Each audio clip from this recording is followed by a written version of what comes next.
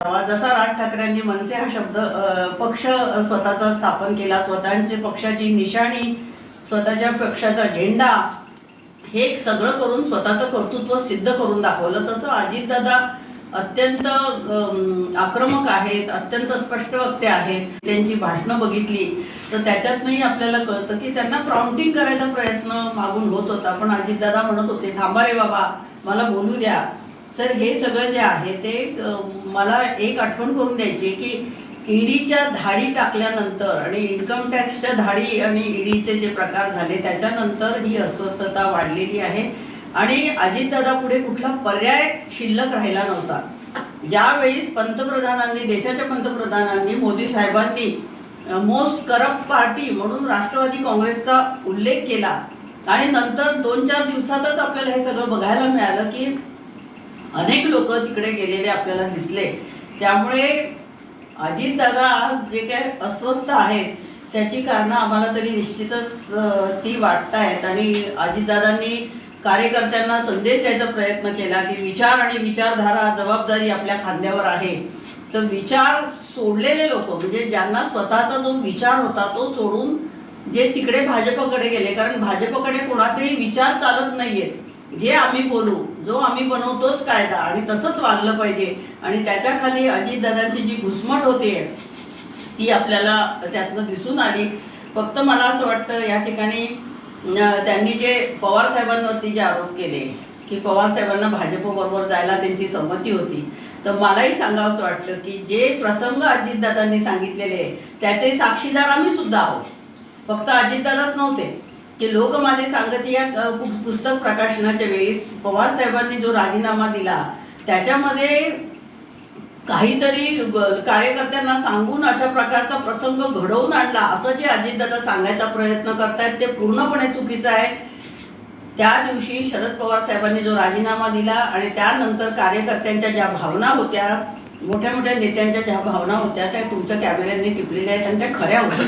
त्याच्यामध्ये जर अजितदादा सांगत असेल की हे सगळं नाटक केलेलं आहे किंवा अशा प्रकारची अस्वस्थता नव्हती किंवा हे पवार साहेबांनी घडून आणलं, तर हा अक्षरशः खोटं बोलतायत अजितदादा असं सांगावंसं वाटतंय.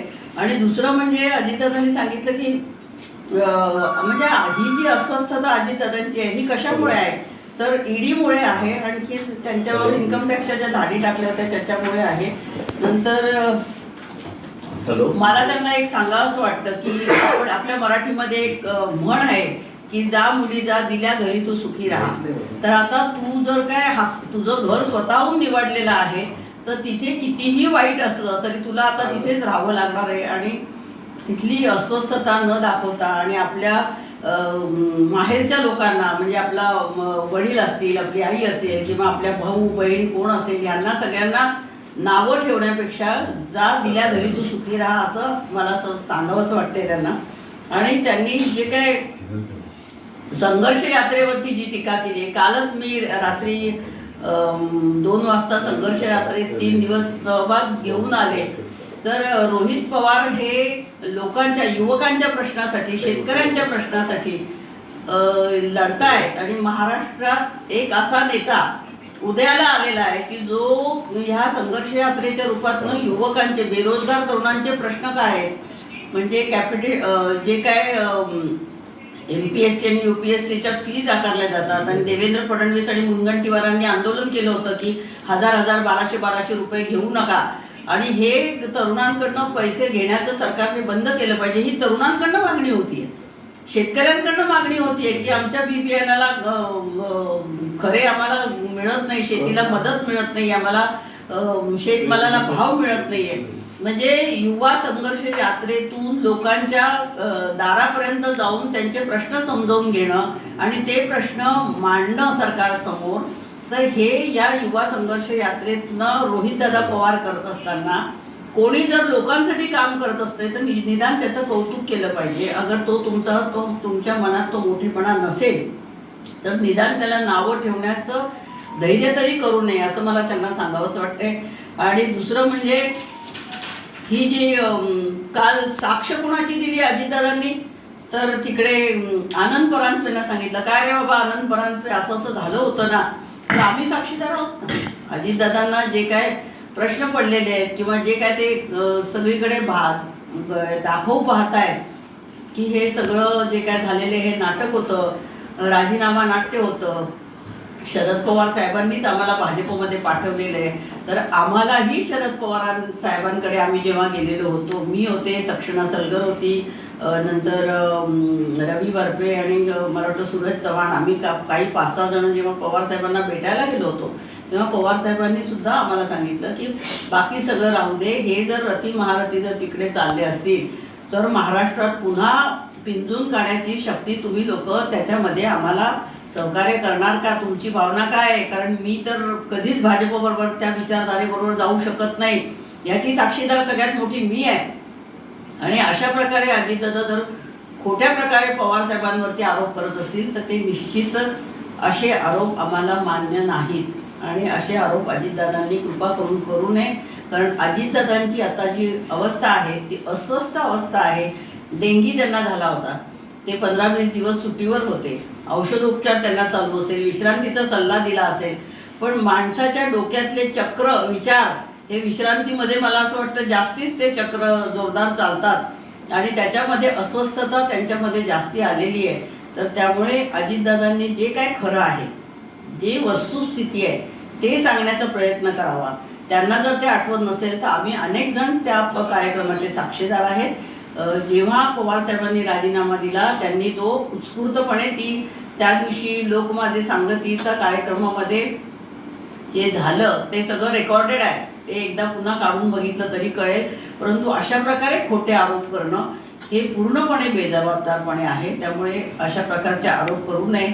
आणि जर का तुम्ही तिकडे असाल तर तुम्ही तिकडे तुमचे जे विचार आहेत, भाजपचे जे विचार तुम्ही अंगीकारलेले आहेत त्याप्रमाणे तुम्ही काम करावं. परंतु राष्ट्रवादीने काय केलं, शरद पवारांनी आम्हाला सांगितलं, सुप्रियाताई सुळेंनी आम्हाला काहीतरी सांगितलं, अशा प्रकारे बोलणं हे बरोबर नाहीये. अजितदादा तुम्हाला खोटं बोलता येत नाही, खोटं बोला, रेटून बोला असं जरी सांगत असलं भाजप तरी ते तुमच्या रक्तात नाही, त्यामुळे तुम्हाला ते जमणार नाही. आणि कृपया ते अशा प्रकारे करण्याचा प्रयत्न केला तर महाराष्ट्रातली जनता खरं तुमचं रूप जे आहे ते त्यांच्या समोर आता यायला लागलेले आहे. एवढंच मला त्यांना सांगायचं. विद्याताई, याला जोडून जे म्हणताय तुम्ही अनेक गोष्टींच्या साक्षीदार आहे म्हणताय. शरद पवारांच्या सल्ल्यानेच आम्ही सरकारमध्ये गेलो, पण आम्हाला गाफील ठेवण्यात आलं. सुप्रियाताई सुळेंना देवगिरीवर याची पूर्ण कल्पना देण्यात आली असा पण त्यांचा आरोप आहे. नाही, गाफील ठेवण्यात आलं म्हणजे काय? अजितदादा एवढे अनुभवी नेते आहेत, म्हणजे शरद पवार साहेबांनी सांगितलं होतं का तुम्हाला भाजपमध्ये जा, तर बिलकुल सांगितलेलं नव्हतं. शरद पवार साहेबांची विचार करण्याची, भाजपचे विचार त्यांचे कधीही जमलेले नाहीत म्हणून ते कायम त्याच्या विरोधात राहिले. आमच्या समोर तसं त्यांनी बोलूनही दाखवलेलं होतं. पण अजितदादा जर असं सांगत असतील तर ते खोटं बोलतात. दुसरं संघर्ष यात्रेवर परत एकदा सांगतोय, काही जण आता गुडघ्याला बासिंग बांधून फिरत आहेत, संघर्ष यात्रा काढत आहेत. त्यांनी आयुष्यात कधीही संघर्ष केला नाही, आता कशाला संघर्ष करता असा टोला लगावलाय अजित पवारांनी. नाही, युवा संघर्ष यात्रा ही बेरोजगार तरुणांसाठी, शेतकऱ्यांच्या प्रश्नांसाठी, आणि त्या संघर्ष यात्रेमध्ये मी स्वतः गेली होते. काल 3 दिवस होते, कालच रात्री मी आले. त्याच्यामध्ये अतिशय उत्स्फूर्तपणे प्रतिसाद हा तरुण विद्यार्थ्यांकडनं मिळतो आहे, शेतकऱ्यांकडनं मिळतो आहे. घराघरात लोकांचे प्रश्न समजून घेण्याची वृत्ती. आता अजितदादा जेव्हा राजकारणात आले तेव्हाही ते नवखेच होते ना. रोहित दादा आज जर त्यांना नवखे वाटत असतील तर आता ते या 3 वर्षात किती तयार झाले? जेवढा अजितदादा 30 वर्षात तयार होऊ शकले नाहीत तेवढे रोहित दादा तयार झालेले आहेत. आज ती स्पेस कोणीतरी भरून काढते. आज लोकांपर्यंत जाणारे पूर्वीचे अजितदादा आणि आजचे अजितदादा याच्यामध्ये फरक आहे. त्यामुळे रोहित दादांना जर चांगला सपोर्ट मिळत असेल, रोहित दादा जर लोकांचे प्रश्न घेऊन लढत असतील, ते सभागृहामध्ये या अधिवेशनामध्ये ते मांडणार असतील, त्याचा पाठपुरावा करणार असतील तर लोकांसकट आम्ही सगळेजण त्यांच्या सोबत आहोत. ताई, एक थेट प्रश्न आहे, अजित पवार जे म्हणतायत ते साफ खोटं आहे असं म्हणायचं तुम्हाला? निश्चितच ते राजीनामा जो पवार साहेबांनी दिला तो त्यांनी सांगितलं की हे सगळं पूर्वनियोजित होतं, असं जर त्यांचा सूर आहे म्हणण्याचा, तर हे असं काही पूर्वनियोजित वगैरे नव्हतं, हे त्यांनाही माहिती आहे. त्या राजीनामा नाट्यानंतर जेव्हा आम्ही पवार साहेबांच्या घरी गेलो होतो तेव्हा त्याच्यामध्ये अजितदादा होते, प्रफुल्लताई होते, तटकरेजी होते, तसेच मी सुद्धा होते ना. अनेक लोक आमच्यातले होते तिथे, जितेंद्र आव्हाडजी होते. सगळ्यांना माहिती आहे काय झालं ते. त्यामुळे अशा प्रकारे जर का हे काही राजीनामा नाट्य होतं असं जर म्हणत असतील तर ते साफ चुकीचं आहे, साफ खोटं बोलले जाते. बारामती लोकसभा मतदारसंघातून अजित पवार हे त्यांचा उमेदवार उभा करणार आहे. कुठेतरी पवारांच्याच घरामध्ये पवार विरुद्ध पवार अशी लढाई होऊ शकते. म्हणजे सुप्रियाताईंच्या समोर अजित पवार उमेदवार देतील. चर्चा अशी आहे की सुप्रिया सुळे विरुद्ध सुनेत्रा पवार असा सामना लढेल. मला असं वाटत नाही या बातम्यांमध्ये काही तथ्य आहे. पण उद्या जर का कोणी भाजपच्या सांगण्यावरनं किंवा RSSच्या सांगण्यावरनं अजितदादांना जर अशा प्रकारे कोणाला उभं करायला लागलं तर आम्ही पण लढायला सक्षम आहोत ना. आणि बारामतीचे वोटर जे आहेत त्यांच्यावर आमचा पूर्ण विश्वास आहे. त्यामुळे त्यांनी आता वेगळा पक्ष केलेला आहे, त्यांना जे करायचं, त्यांना जे उमेदवार लढवायचे ते लढवू शकतात. म्हणून काय आम्ही काय हातपाय गाळून बसलेलो नाही, आम्ही काम करतोय. सुप्रियाताई आपल्या मतदारसंघामध्ये गेले अनेक वर्ष काम करतायत आणि फक्त निवडणुकांपुरतं त्यांचं काम नसतं. त्यामुळे त्यांना काय काळजीचा हा विषय नाही. ते सातत्यानं तुमच्या म्हणण्यामध्ये भाजपाच्या सांगण्यावरनं असा उल्लेख येतो. निश्चितच पूर्ण पक्ष म्हणजे ते मग शिवसेना असो की अजित पवार गट असो यांना भाजपात चालवते आणि भाजपाच्या इशाऱ्यावर हे नाचतायत असं म्हणायचं. निश्चितच जेव्हा ईडीचे आता तुम्ही जे भाजपमध्ये लोक गेलेले आहेत, मग ते राष्ट्रवादीचे असो किंवा शिवसेनेचे असो किंवा आणि कोणी असो, अगदी प्रताप सरनाईकांपासून तुम्ही जर बघितलं तर भावना गवळी असू दे किंवा आणि कोणी असू दे, हे सगळे जण जे गेलेले आहेत ते ईडीच्या धाकदपटशानेच गेलेले आहेत. ज्यांच्यावरती धाडी टाकलेले एखादाच अनिल देशमुखांसारखा माणूस असू शकतो की जो ईडीच्या चौकशीला आणि जेलमध्ये जायला घाबरलेला नाही. अनिल देशमुखांना पण यांनी कितीतरी आमिष दाखवले, तुम्हाला मंत्री करू, तुम्ही हे करा. पण अनिल देशमुखांनी स्वतः सांगितलेलं आहे की मला काही त्याच्यामध्ये इंटरेस्ट नाही, मी पवार साहेबांना सोडून जाऊ शकत नाही. त्यामुळे हे फक्त आणि फक्त भाजपच्या धाकदपटशामुळे झालेलं आहे.